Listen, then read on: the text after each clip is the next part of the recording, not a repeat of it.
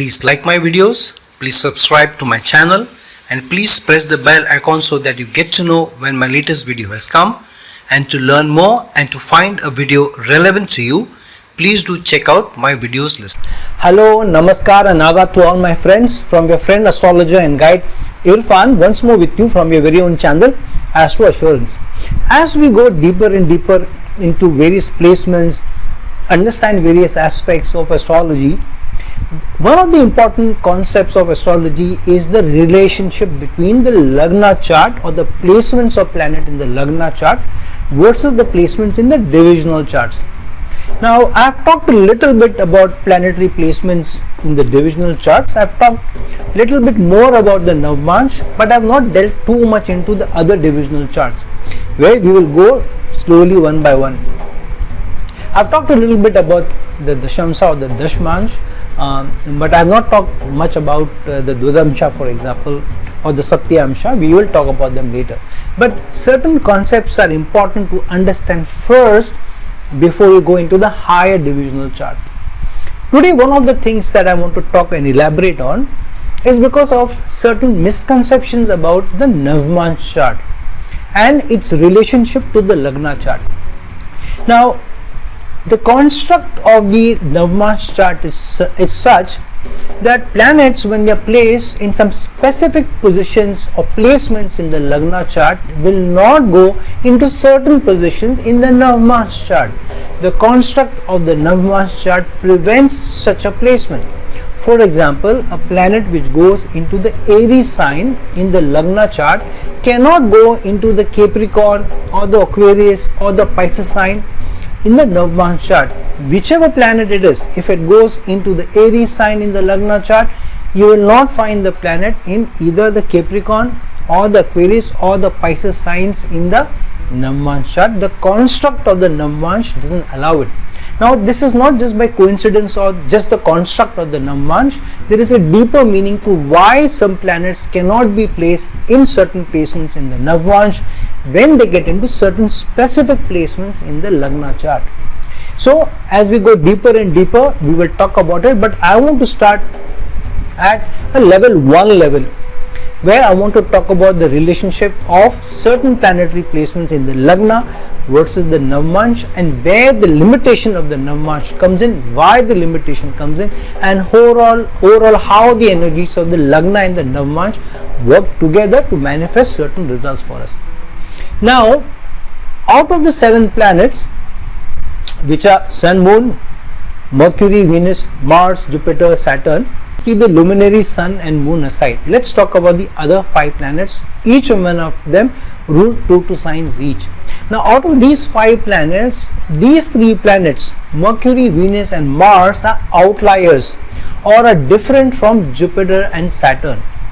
The reason being is that when you look at how the planetary placements work in the Lagna versus Navmansh chart, you will find that these planets, when they go into their own Mool Trikona signs in the Lagna chart, they can go Vargotama in the Navmansh chart as well. However, they can also go into the other signs. So, if Mars is going into the Aries sign in the Lagna chart, then Mars can also go in the Aries sign in the Navmansh chart, as well as it's in its other sign, which is Scorpio. Same thing with Mercury. Mercury, if it's in the Virgo sign, which is its Mool Trikona sign in the Navmansh chart, it can go both in Virgo as well as in Gemini in the Navmansh chart. Same thing with Venus. If Venus is going in the Libra sign, which is its Mool Trikona sign, then it can go into both the Taurus as well as the Libra signs in the Navmansh chart.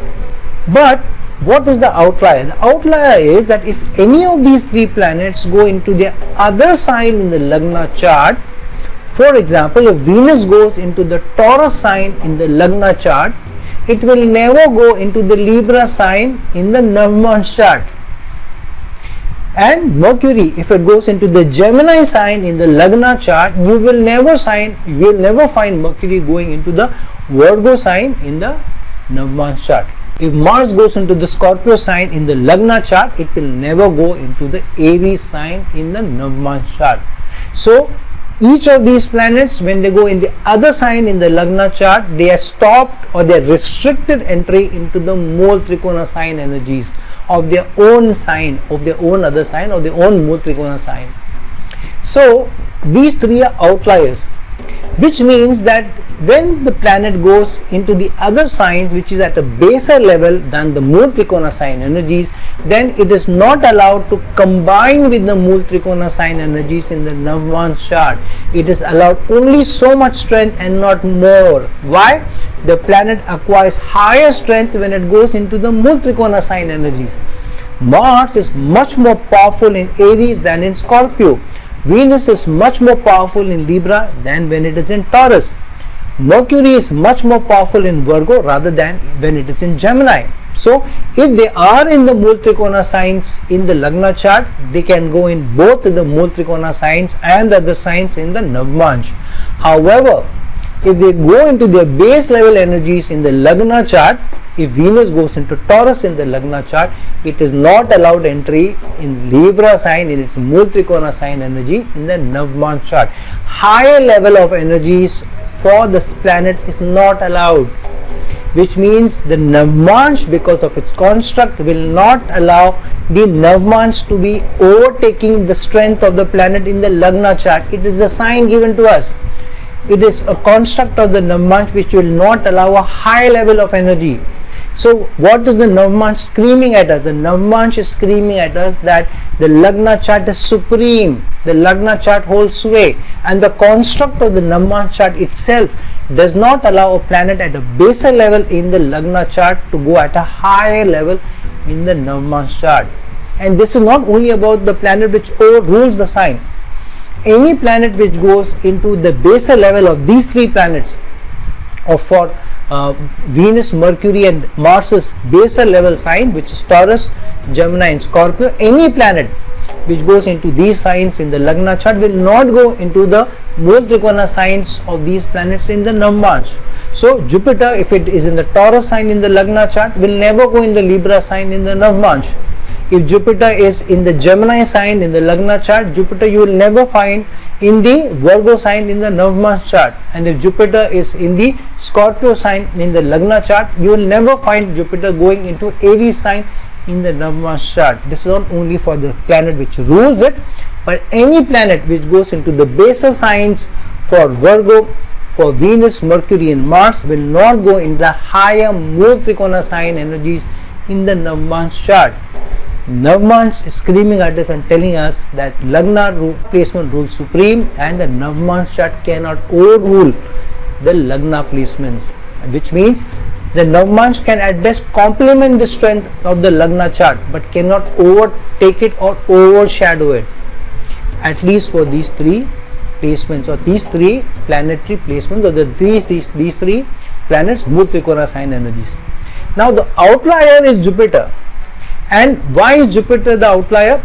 A planet which is placed in Pisces sign in the Lagna chart can go in either the Sagittarius sign, which is the Mool Trikona sign energy, as well as Pisces energy in the Navamsha chart. However, if a planet goes in the Sagittarius sign, the Mool Trikona sign energies in the Lagna chart will never go in the Pisces sign energies in the Navamsha chart, though it can go in Sagittarius. So why is this? Why is this outlier for Jupiter? The reason being is Sagittarius is the most auspicious of energies. Now Pisces on the other hand is the deepest of energies, and it is the ocean.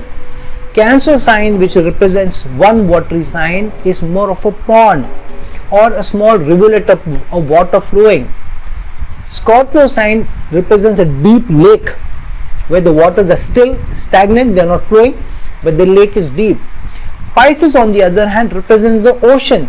There can be no lake which is deeper than the ocean, and there are waves, and there are stormy water, choppy water, and there is dark energies. There are other elements. It is on the cusp of moving to the other realms. So a person can get lost in the Pisces energies, because Pisces also represents the 12th house of waste and excess, or giving up or losing. Sagittarius energies are of gaining blessings of the gurus, gaining the favor of the Supreme Lord itself. So a person who truly stands by the morals, by the ethics, by the learning of the gurus, representing the Sagittarius energy, that person can never get lost in the deepest of deep energies of Pisces or the losses of the world. If you're holding on to the morals and ethics of the 9th house and learning of the gurus, then such a person can never get lost, and hence a planetary placement in the Sagittarius sign in the Lagna chart will never go into the Pisces sign in the Navamsha chart. So Jupiter is an outlier. Now the most powerful of planetary entities is Saturn. About Saturn, it is that Saturn, if it's placed in the Capricorn sign in the Lagna chart, it can always go in the Capricorn sign as well as its Aquarius sign in the Navamsha chart, which is its Mool Trikona sign. Or if it's in the Aquarius sign in the Lagna chart, it's Mool Trikona sign, it can easily go in the Capricorn sign as well as the Aquarius sign in the Navamsha chart, which means that Saturn rules supreme in the Navamsha. The hands or the grip of Saturn or Shani is the strongest. You cannot escape the karmic placements in the Navamsha chart from the clutches of Saturn. Saturn will make you pay, and even the Navamsha cannot help you, overrule you. Even the Navamsha cannot overrule the karmic energies of Saturn, and hence Saturn's energies are the only energies that if a planet gets into Capricorn in the Lagna chart, it can easily go into Capricorn or Aquarius in the Navamsha chart. At the same time, if a planet goes into the Aquarius sign in the Lagna chart, it can easily go into both Capricorn and Aquarius sign in the Navamsha chart. No restrictions are in these signs of Saturn, which are the most karmic signs, and hence even the Navamsha energies will not limit the karmic payback which Saturn represents, and this is what we need to remember. Here we are not talking about the luminaries Sun and Moon, because they have only one sign. There is no other sign for Sun and Moon. They can easily go Vargotama and they can retain almost all their strengths. However, the challenge for the Moon is that if it is in the Cancer sign, its own sign in the Lagna chart, it will never go into its exaltation sign in the Taurus sign in the Navamsha chart. So there is a limitation put on Moon by virtue of its placement in Cancer, its own sign in the Lagna chart. It is restricted to go into its exaltation sign in the Navamsha. So there are deeper restrictions from a Lagna versus Navamsha position. We will go more and more into it as we go and we discuss the placements of Navamsha further. For today, just remember this: if any planet goes into the base energies of Mercury, Venus and Mars, which is their signs of Taurus, Gemini or Scorpio in the Lagna chart, they will not go into the Mool Trikona sign energies of Virgo, Libra or Aries in the Navamsha chart. The planetary placement for Jupiter signs is on the contrary, a planet which goes in the Sagittarius sign in the Lagna chart, which is restricted entry into the Pisces sign in the Navamsha chart. However, for Saturn, any planet which goes into either Capricorn or Aquarius in the Lagna chart can get into either Capricorn or Aquarius in the Navamsha chart. And there are deeper limitations to these, because the baser energies, once the planet goes into the baser energies, the higher Mool Trikona sign energies are restricted for the planetary placement, so as not to overshadow the strength of what the planet has in the Lagna chart. The deeper manifestation is that you are on your own when you work at a lower level, at a base level in life. Higher level of high strength are restricted to you. So if you function at a higher level in your life, which means wherever, whatever situation you are in, try and stick to the moral ethics, try and stick to the Mool Trikona sign energies of our planet, try and stick to the relationship orientation of Libra sign, balance that Libra sign represents, rather than get into the materialistic sign or work at a materialistic sign which Taurus represents, or work at a higher goal orientation which Aries represents, rather than working at a mysterious or diabolic energies at a Scorpio level, or work at a service orientation of Virgo energies, rather than get into this dual mindedness of Gemini energy. So try and work at a high level in your life, manifest the higher energies, the Mool Trikona sign energies in your life, and then the supreme energy will come to your help. You will find easier way to live life, easier way to also help in your karma, and the spiritual elevation will also be easier. Life will be easier, life will also be smoother, life will at least be more smooth, life will at least be more peaceful, if not full of materialistic favors. So friends, look into your own lives rather than horoscopes and see whether you try to work at the Mool Trikona sign energies of planets and work at a higher manifestation rather than working at a lower manifestation and the more earthly energies of planets. And then you will find if you start working at a higher Mool Trikona sign energy levels, you will be able to manifest your life better. So friends, like this video, share this video, and if you're looking for a personal consultation from me, please reach out to me at the links given below. Until some other time with some other video, this is your friend astrologer and guide Irfan signing off. Ciao.